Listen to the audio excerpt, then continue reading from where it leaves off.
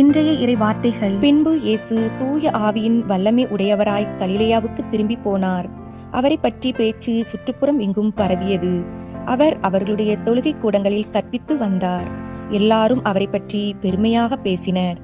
இயேசு தம் வளர்ந்த ஊராகிய நாசரேத்துக்கு வந்தார். தமது வழக்கத்தின்படி ஓய்வு நாளில் தொழுகை கூடத்திற்கு சென்று வாசிக்க எழுந்தார்.